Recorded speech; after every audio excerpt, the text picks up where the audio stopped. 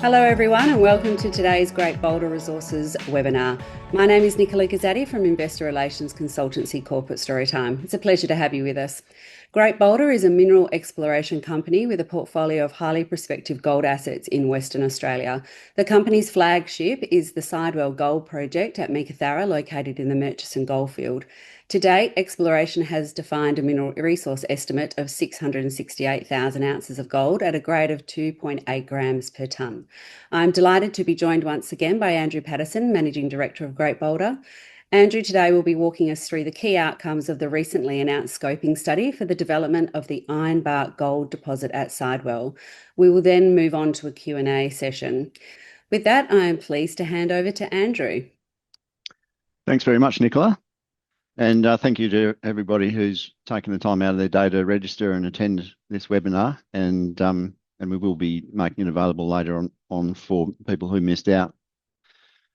So firstly, I'll just talk through the scoping study, the process, the process that we went through to do the study, the assumptions that are within it, and the outcomes that we see from it. So this was all done by Entech Mining, a local engineering consultancy firm, and they've done a really good job. They have been quite conservative, I think, in some aspects of the study, and I'll talk about some of those in a moment. But the key outcomes really is what we've called a production target of 1.2 million tonnes at 2 grams per tonne for 79,000 ounces. So the reason we call that a production target, firstly, is just because of the rules around scoping studies. Given the level of uncertainty inherent in a scoping study, you're not actually allowed to call this an ore reserve. So we call it a production target. It's tonnes and grade. It's what we anticipate being mineable within that pit, and it includes dilution, and I'll talk a bit about that as well. And really, the key things there is taking that tonnes and grade and applying the various costs and pricing assumptions results in, at spot gold price, which when we did that announcement was $5,064 Australian. That gives us a net present value of $137 million and an internal rate of return of 152%. So those are pretty impressive figures. Now that ranges, if you consider a range of 4,500 to 5,500 Australian dollars per ounce, that NPV figure ranges from 100 million to 165 million. So you can see it's quite logically sensitive to the gold price, as really any mining scenario is right now. Now, in terms of the design assumptions there, that was based on an open pit optimization at 4,000 Australian dollars. So what that means is they optimize the pit shell at 4,000 Aussie, which considers what is mineable within that pit shell. They then refine the pit shell to put in things like ramps, berms every 20 metres and so on, turn it into a pit design basically. And then they run the cost and profit outcomes based on the pit design rather than the optimization.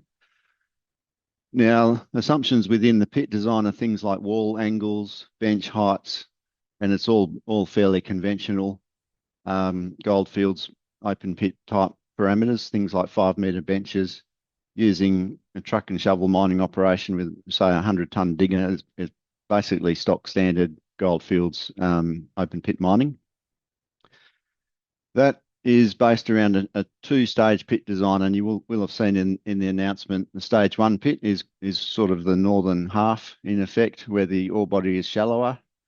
And that also includes some inferred resources, which we were careful to state in the announcement. And we would anticipate converting that small amount of inferred resources to indicated prior to mining so that it can be updated to a feasibility or pre-feasibility study and an ore reserve. It then moves into a stage 2 pit design, which moves further to the south and gets deeper and into higher grade material. So the stage 2 production target, I think, was about 2.5 to deliver the overall average of 2 grams per tonne. Now, key assumptions within there, the most obvious one is that it assumes off-site processing. So that would be as an example, West Gold at their Bluebird Mill, which is about 25 kilometres away. Possibly Mika Metals at Andy Well, which is about 40 kilometres away, or Burnakura, which is on care and maintenance. That's the Monument Mining Mill, and that's just over 50 kilometres away. So all of those plants are fairly close. Obviously, Burnakura would require them to restart that mill, but that scoping study done by Monument is I understand, is well advanced, and we may see some results from that before too long. Now, we have had initial conversations with all three parties, and that varies from a meeting with one of them. We have an MOU with Monument, so that's obviously somewhat formalised. And the third one was just what do you think about this? So these are really very high level conversations, and that's why I haven't gone into any detail. And there certainly hasn't been any costing associated with any of those conversations. So that's something that we really need to nail down in the next few months. Firstly, to discuss with our neighbours whether they have availability in the time frame that we're talking about. And secondly, what sort of dollars per tonne that entails. So obviously that's one of the biggest assumptions within the scoping study, is that cost per tonne and the availability inherent within that. Now, the other assumptions I think are where it gets quite conservative. So it's assuming a fairly standard contract workforce. So working a variety of shift arrangements from 8 and 6 to 2 and 1. Company providing technical staff, so geologists, engineers, surveyors, and management. The contractor providing everything else for 3 or 4 trucks, 1 excavator, dozer, grader, water carts, all that sort of stuff, drill and blast. The other thing is the minimum mining width. Now, this is a kind of a key technical term for mining, is the minimum width at which you can mine these ore blocks. And this study is based on the assumption that the minimum mining width is 5 metres. So the resource model was reblocked, which is to say that each block within the resource model of gold metal estimated within the resource is reblocked to a minimum width of 5 metres. And then if, for example, the ore body within that block is 2.5 metres, it will automatically apply 2.5 metres of waste to that block to get an overall grade assumption. And what that resulted in was an effective dilution of 44%, which is quite high. Excuse me, quite high.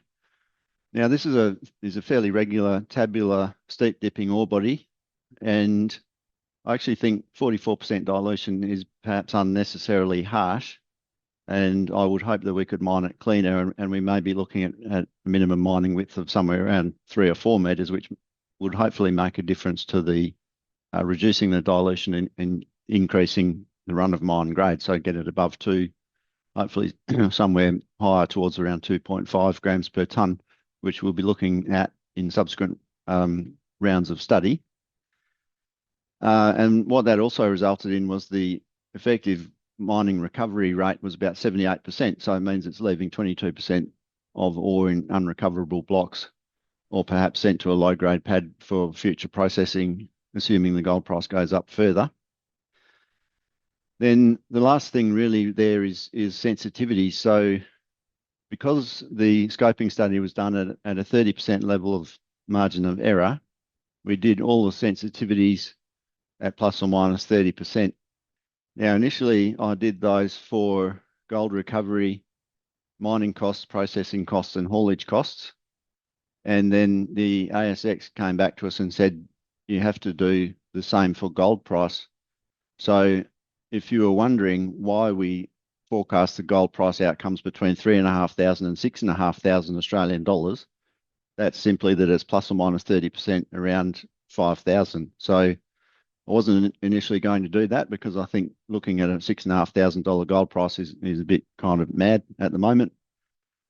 When it's just over 5,000 Aussie, 6,500 is, kind of dream time right now, but that's not to say that it might not happen.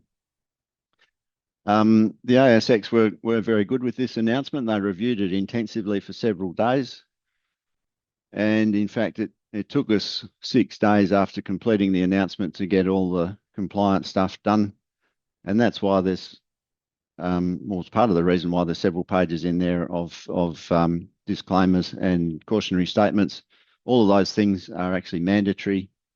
And people have asked me why there were so many cautionary statements in there. It's just part of the protocol for a scoping study. So not much we could do about that. And the last thing is timing. So we put in some information there. Now, the two big things that are prerequisites for mining. Firstly, the mining agreement, or three things, I should say, not two. Firstly, the mining agreement. So the nearest or soonest we can get that ratified by the traditional owner group is November when they have their AGM. Now we're hoping to get this mining agreement agreed within the next 1 to 2 months, but it won't actually be ratified until they hold their AGM, which is scheduled for November. As soon as that's ratified by the broader community, then the mining lease can be granted by the Mines Department. And hopefully by then we should have all our technical studies done. So hydrogeology, waste rock characterisation, all the things that are now underway. And that will allow us to lodge the mining approvals.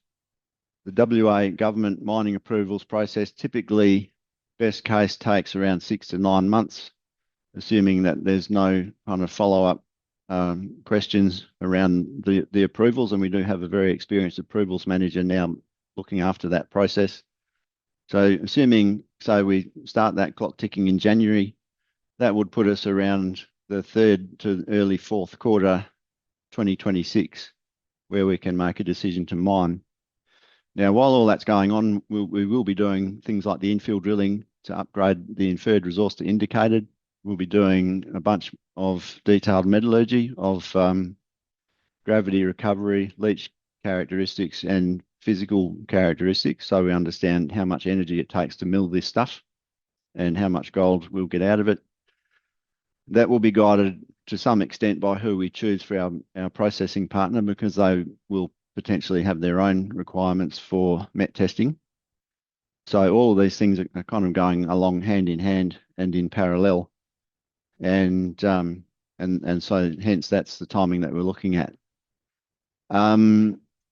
That's definitely the path that the company is pushing towards as fast as we can. So we're trying to, I guess, anticipate any potential hurdles that might lie between us and that decision to mine, and take care of them before they eventuate.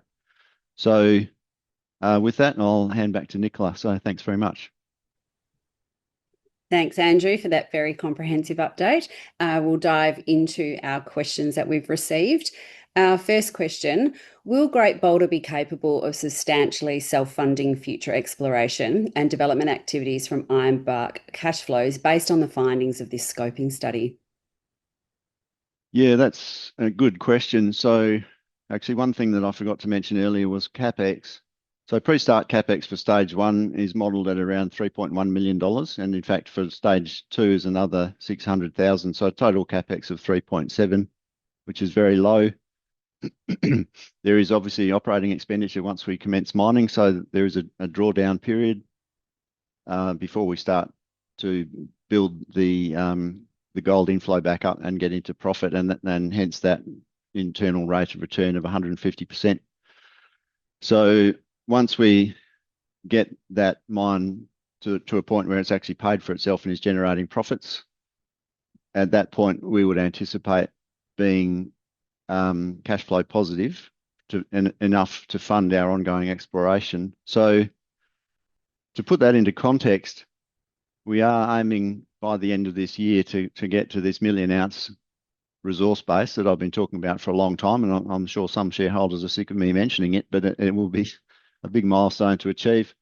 And then going into next year, we'll still be exploring, we'll be doing discovery work and definition drilling, pushing towards the aspirational target of 1.5 million ounces. Now, at the moment, we have an exploration target refined or defined under the JORC code of 940 to 1.1 million ounces. So those are targets that we already know we've already done at least some drilling, and we have a good basis for assuming success on those targets.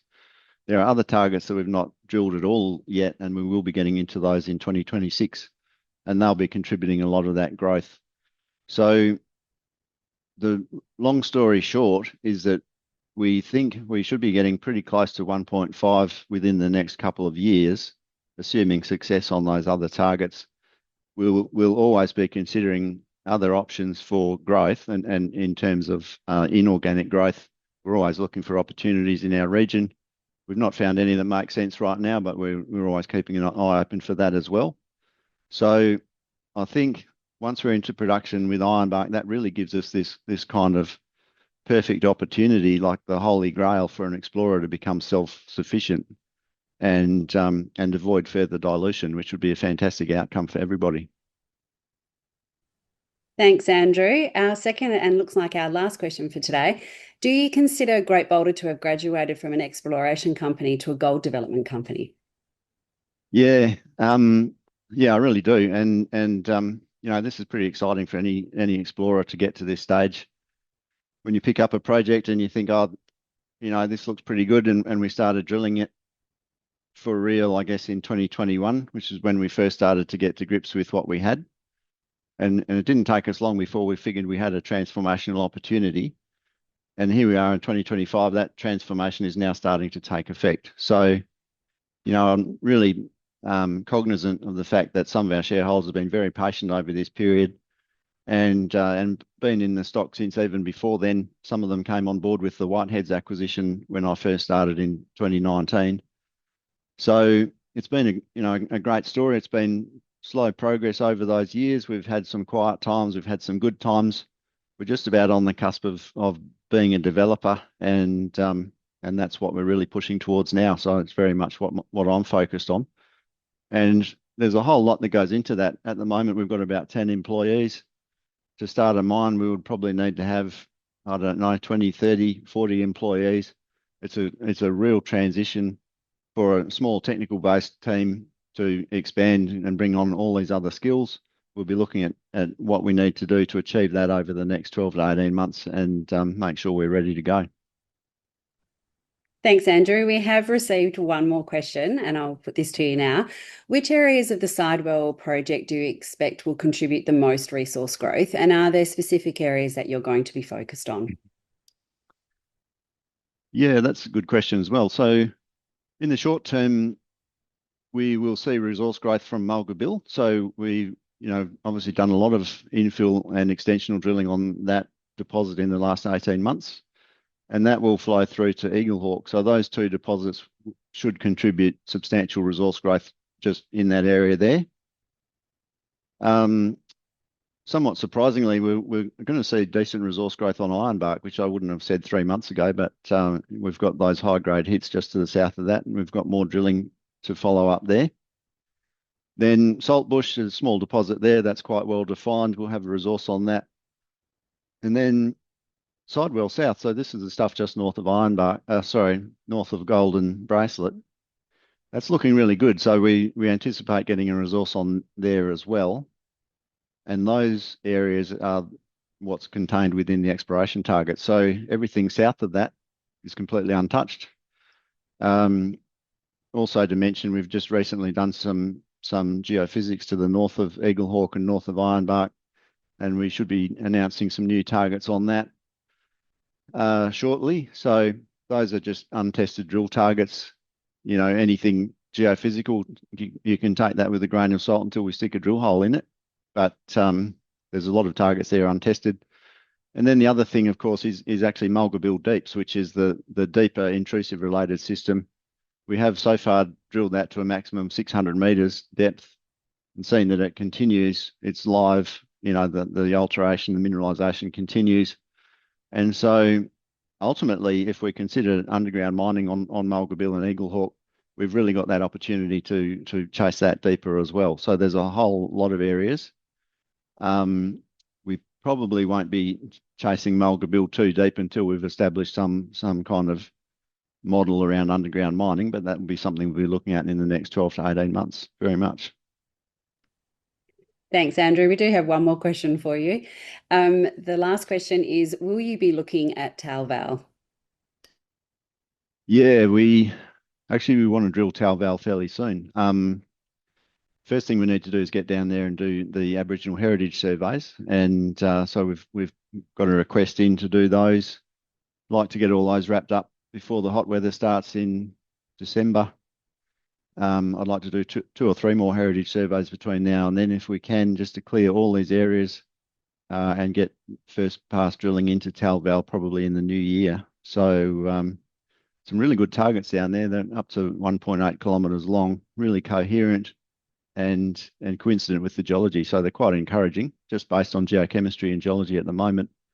No drilling down there, so yeah, pretty keen to get into those.